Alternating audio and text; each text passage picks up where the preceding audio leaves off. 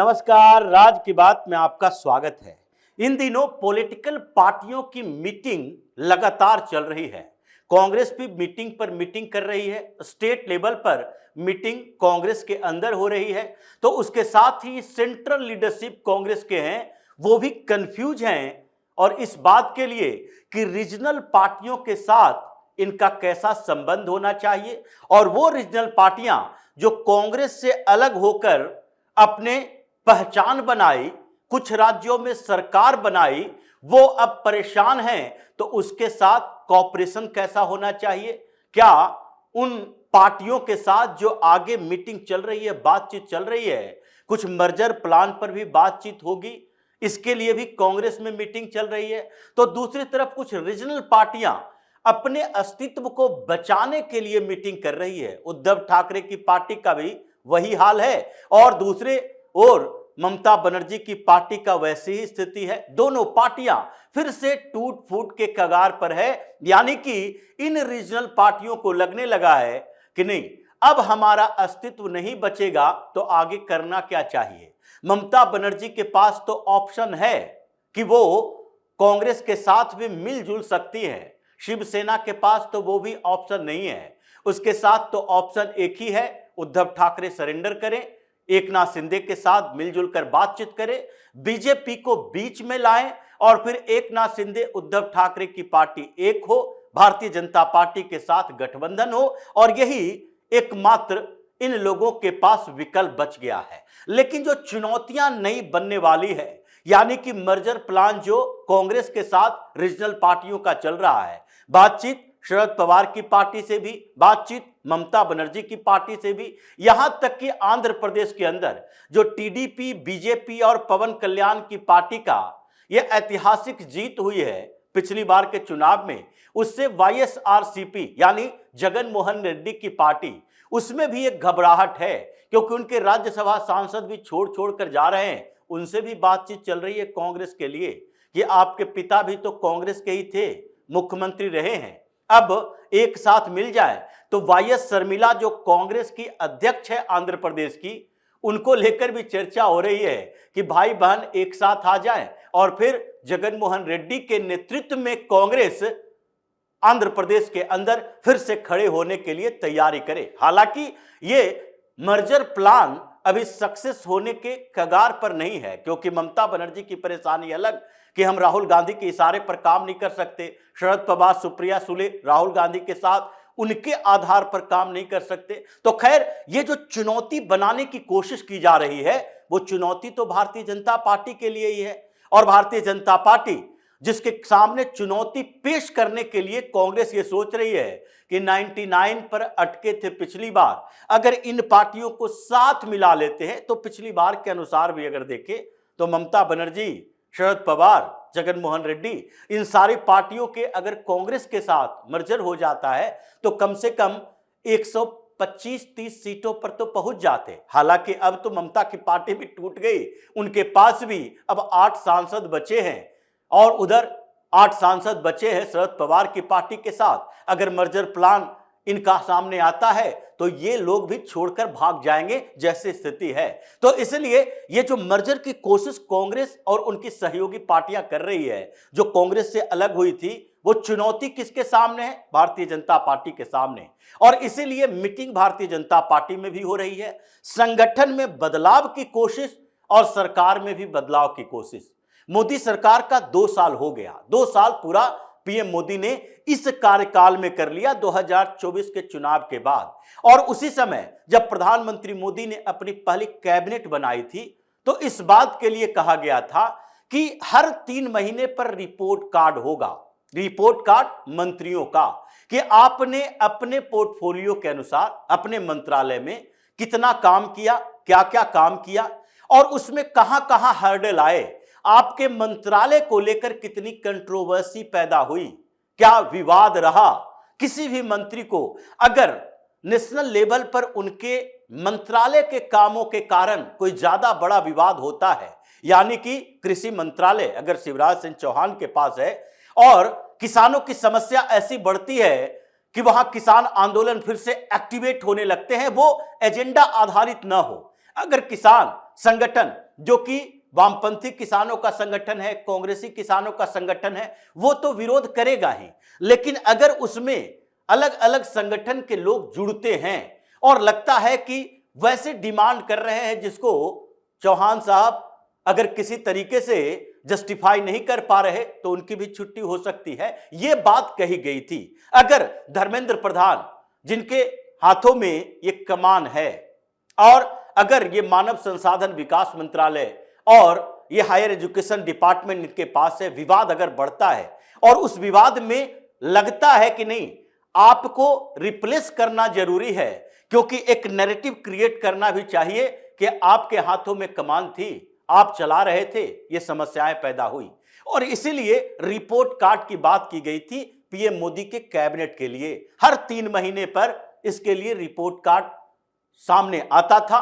प्रधानमंत्री मोदी, अमित शाह, राजनाथ सिंह ये सब बैठकर देखते रहे कि किन मंत्रालय में क्या समस्या आ रही है और किसे किस मंत्रालय में भेजना चाहिए। कुछ पुराने नेता भी हैं जो राज्यसभा में हैं लंबे समय से और उनके राज्यसभा के कार्यकाल को खत्म करना है, यानी कि 2 बार से ज्यादा तीसरी बार देने के लिए आपके पास एक वैलिड रीजन होना चाहिए कि आप संगठन में कोई ऐसी महत्वपूर्ण भूमिका निभा रहे हो, आप काम कर रहे हो, बेहतर काम कर रहे हो किसी क्षेत्र विशेष में, संगठन को मजबूत करने के लिए आपका एफर्ट ऐसा है कि आपको राज्यसभा में भी एक जगह दी जानी चाहिए, तभी आपको तीसरी बार नॉमिनेट किया जा सकता है राज्यसभा में, वरना 2 कार्यकाल के बाद आपको संगठन में पार्टी के लिए काम करने के लिए भेजा जाएगा। और इन्हीं बातों के लिए, क्योंकि अभी राष्ट्रीय अध्यक्ष बने हैं नितिन नवीन और इससे पहले अध्यक्ष थे जेपी नड्डा,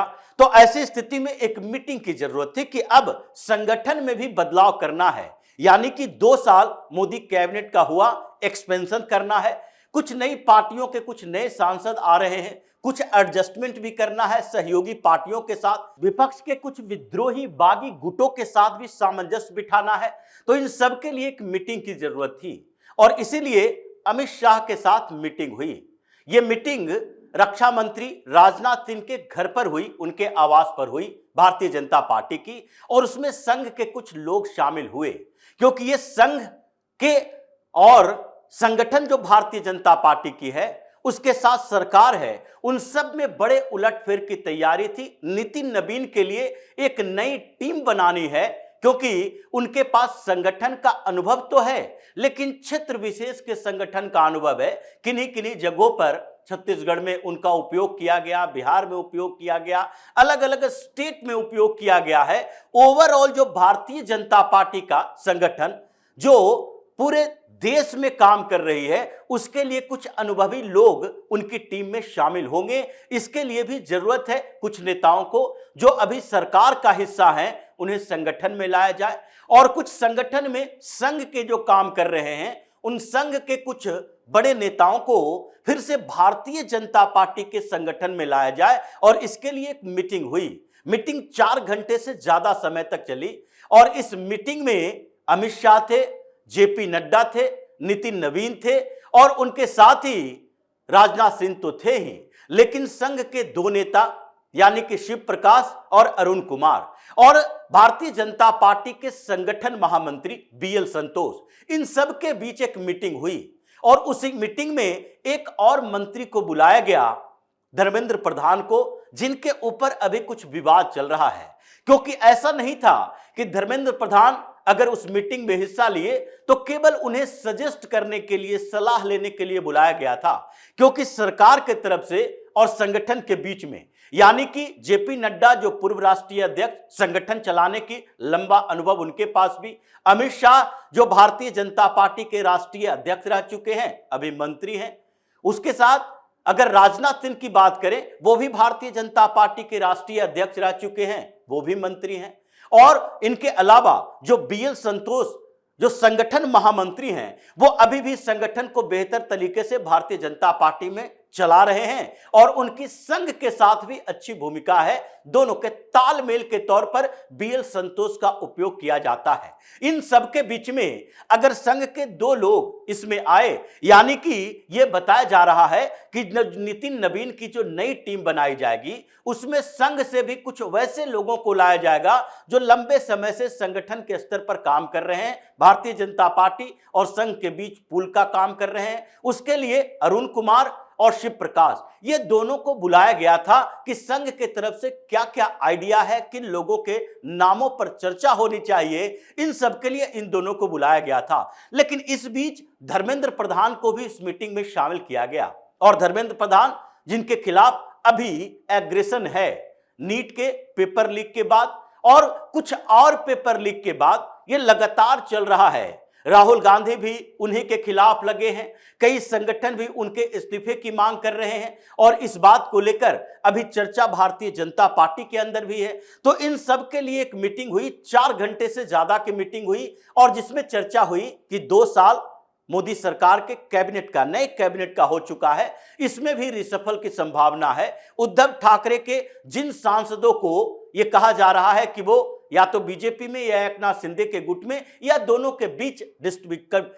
बीच अलग अलग गुट जाएंगे, तो ऐसी स्थिति में उनमें से भी किसी एक को मोदी कैबिनेट में शामिल करने की बात हो रही थी। कैबिनेट रिसफल की संभावना है और इस बीच धर्मेंद्र प्रधान के ऊपर जो चर्चा हो रही है कि क्या एक ऐसा मंत्रालय जो विवादित हो चुका है, जिसमें स्मृति ईरानी को भी हटाया गया था कुछ विवादों के कारण ही, अभी इतना विवाद चल रहा है, उसमें एक सम्मानजनक रास्ता अपनाया जा सकता है? ये धर्मेंद्र प्रधान से ही सवाल है, क्योंकि एक सम्मानजनक रास्ता का मतलब है कि कैबिनेट में फेरबदल हो, कैबिनेट रिसफल हो और उस रिसफल में धर्मेंद्र प्रधान को या तो किसी और मंत्रालय में या फिर संगठन के साथ एडजस्ट किया जाए और संगठन जो कि नया नितिन नवीन की टीम होगी, उनको बड़ी जिम्मेदारी नितिन नवीन की टीम में दी जाए, यानी संगठन से लेकर सरकार तक बड़े उलटफेर की संभावना है। 14 बड़े नेताओं का नाम आ रहा है जो मंत्री हैं, जो कि राज्यसभा में लंबे समय से चल रहे हैं,